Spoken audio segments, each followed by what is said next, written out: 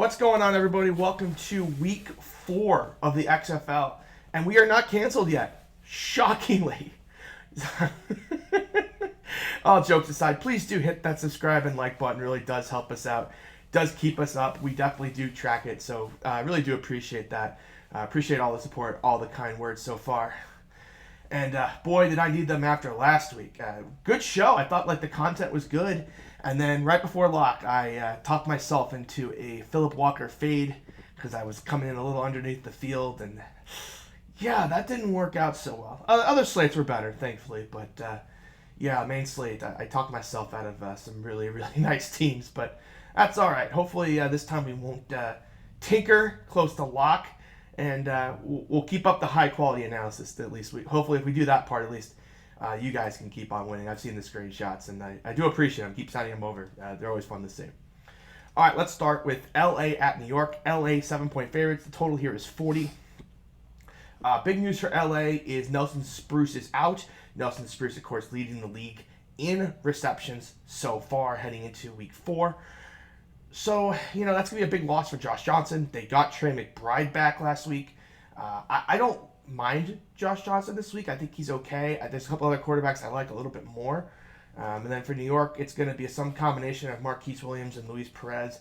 I imagine they'll start Marquise Williams, but regardless, I just wouldn't touch any of these New York quarterbacks. Saw them in person last week, all 3 of them, and none of them were very good at throwing the football. Running back situation here. LA, we saw Martez Carter go completely bonkers last week, subbing in for Elijah Hood. I think Elijah Hood's going to be good to go this week. So if he's good to go, $5,500 for him is probably a little cheap. But I do think at this point, though, Carter and Rose played well enough that that's going to turn into a little bit more of a platoon than we saw early on. So this isn't a situation that I'm really going to attack any of the running backs. The wide receivers, I mentioned Nelson Spruce is out. Trey McBride's on the injury report, but I fully expect him to play with that thigh. He played through it last week. So the big winner, I think, here, and Brandon Barnes, too, is questionable, if I remember correctly, with a knee. I think the big winner here is Jordan Smallwood. Guy who's going to go overlooked after last week's performance, kind of been in the shadows with Trey McBride and Nelson Spruce back. But with Spruce out, he's going to be that number 2 wide receiver role this week. I think New York's going to put some double coverage on McBride. We kind of saw it last week in St. Louis. They kind of put bracket coverage on Pearson L. He really didn't get free a ton. So I think it's going to be a lot of Jordan Smallwood this week. I like him a lot, 6,700 over there on Draftkings. For New York, boy, Mikael McKay is better than this, but he just has no quarterbacks to throw him the football. Same with Pearson, same with Horn. Honestly, I kind of need someone from New York to beat me before I'm willing to put him on a team. We've got some good matchups this week. Although, St. Louis is probably not going to put up a ton of points, but Houston, Dallas should be a barn burner, and DC, Tampa has some potential too. So I'm not going to go super crazy here on this game. I kind of think this is the game that sit back, relax, watch, and hopefully there's not a ton of fantasy point production here. Okay, let's move on. Seattle at St. Louis. St. Louis 12.5-point favorites. That is the biggest line we have seen in the XFL. Remember when St. Louis was 10-point dogs in week 1 at Dallas against the backup quarterback? Oh, those were the days of the St. Louis line. St. Louis minus 12.5, 38.5 total. So that means the implied team total for Seattle is 13. We've talked about it since week 1. Seattle is just bad at this game. They're bad at football. And that's really going to continue here on the road in a pretty packed dome. I'm not sure they're going to quite sell out like last week, but it's getting pretty close. So that's going to be pretty loud in there. Silvers is bad. He's just bad. BJ Daniels, I guess, is worse. I don't know. St. Louis probably has 3 quarterbacks that are better than Brendan Silvers. So Jordan Ta'amu, I just think we saw it last week. St. Louis is just going to run. They actually threw the ball a little bit more in the second half than I thought they were going to with that big lead. But there's just not going to be any ceiling for Ta'amu in these games where St. Louis is just playing from in front. I was worried about it last week. I mentioned it in the article. I mentioned it on the show. I didn't like his ceiling potential at all. I was really surprised when he was 30% owned. I should have just played all Philip Walker and Cardale at that point, but live and learn. I think this week he'll be lower owned, but I'm just not going to touch him. Running back situation, I've preached about Matt Jones every single week, and somehow last week he didn't get the 100-yard bonus. He had like 72 at the first quarter.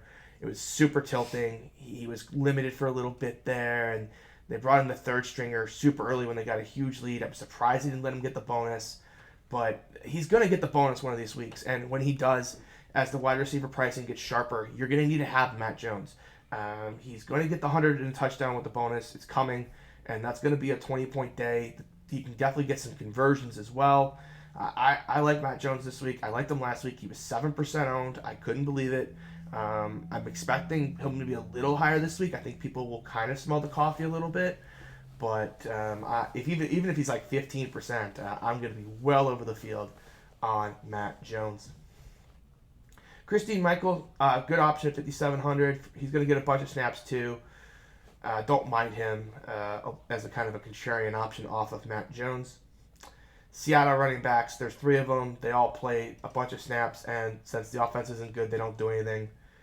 If you've got a magic 8 ball and tell me one of them gets in the end zone, then play that guy, but I don't have the magic 8 ball. So, wide receiver situation for St. Louis, I just don't know where the ceiling is going to come from in this game.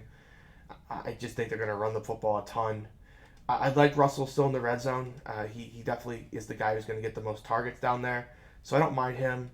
If you're looking to play one, he's 5,800. He's the cheapest of the 3. Pearsonell, kind of a slot guy. Again, kind of a Houston-Dallas type play. Maybe when we play Washington or DC, we'll have to pass a little bit more. For Seattle, Keenan Reynolds and Prohl are going to be the guys, but we've just seen St. Louis now shut down 3 offenses in a row.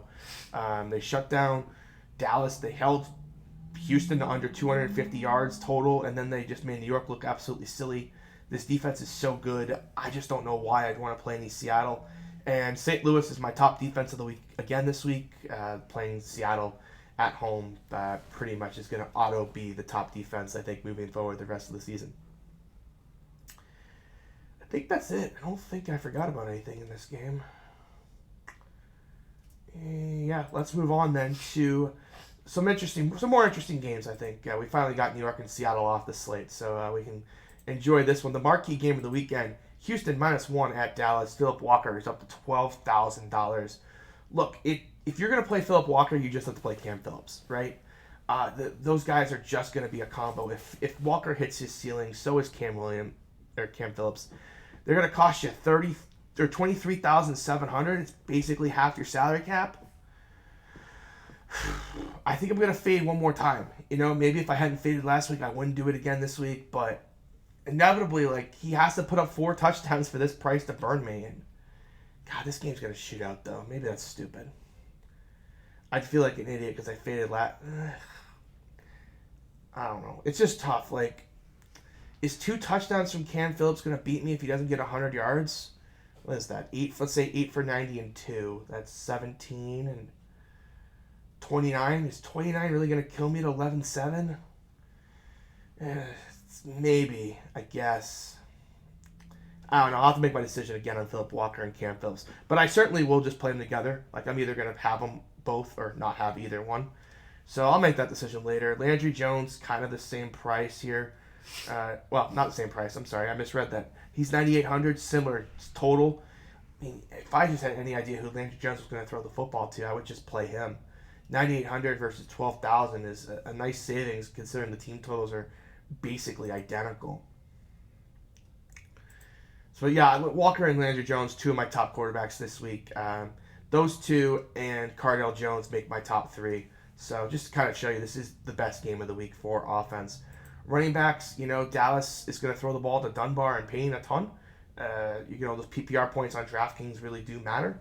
The price is up finally on Dunbar. He's 6,700. He's now basically the same price as Matt Jones. I think this is the point where I'm going to walk away from Lance Dunbar. Maybe if I play a ton of teams, I'll mix him in. But I can totally understand if you want to play Lance Dunbar over Matt Jones. It's just not a position I'm super comfortable with, considering what I think will be a massive ownership gap between the 2 players. Payne, 8,000. Again, you're going to get, he's going to get those receptions. He is going to get most of the red zone carries. So I don't mind Payne if you are paying up there. Wide receivers for Houston, it's the Cam Phillips show and then everybody else. I think if you want to get super contrarian, play Khalil Lewis. You would have to think some of these teams eventually is just going to double team Cam Phillips the entire time and make someone else beat him, because Cam Phillips has basically been Walker's first, second, and third look this entire season.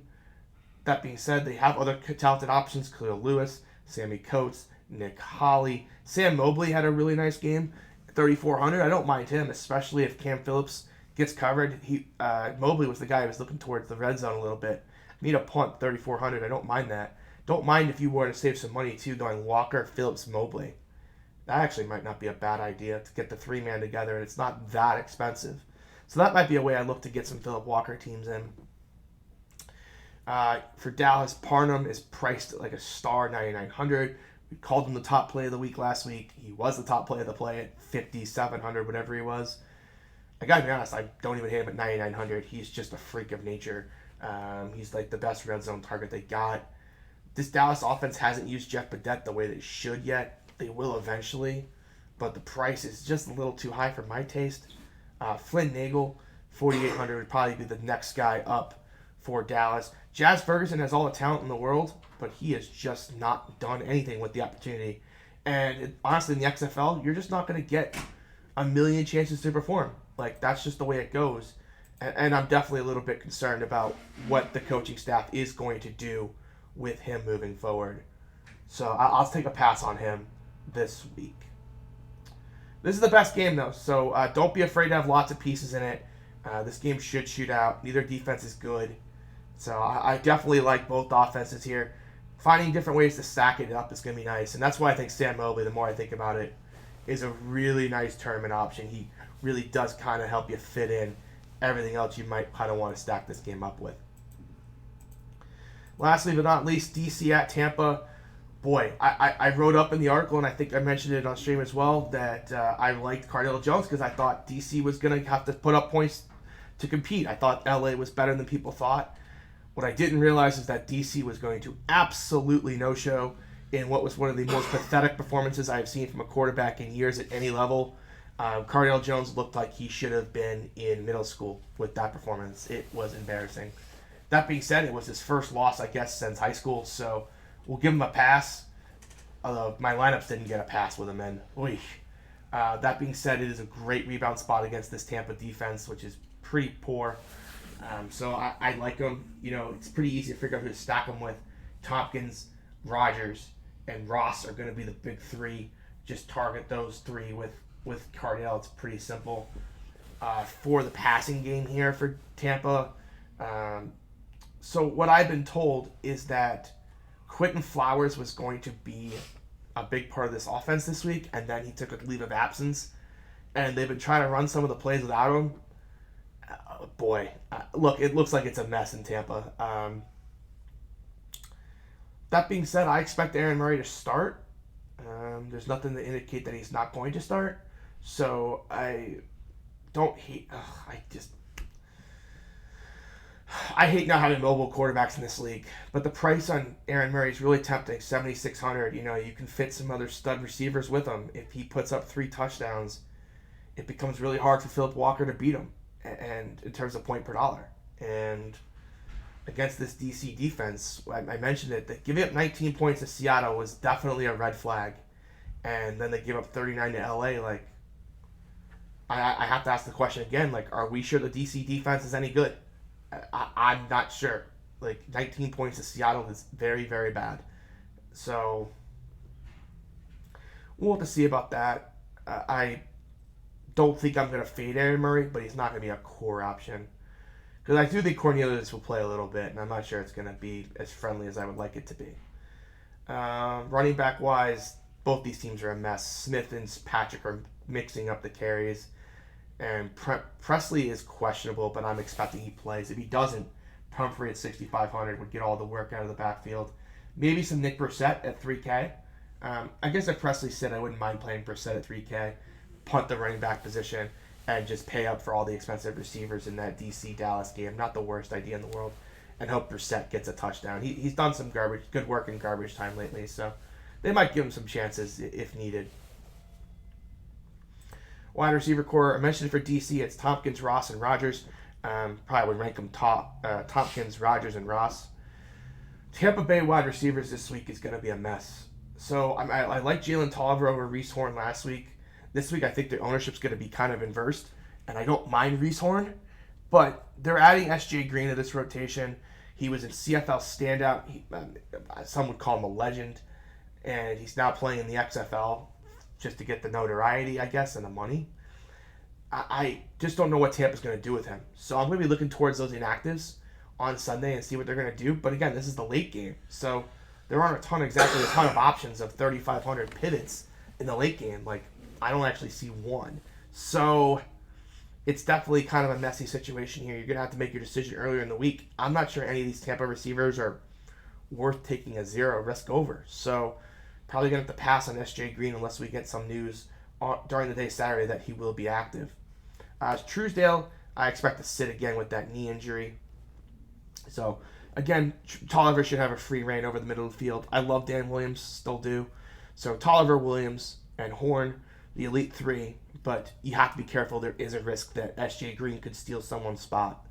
So, that's kind of, like, I like the Tampa spot. I think it's appealing to me. But there are a whole lot of question marks. Bad coaching, bad quarterback play.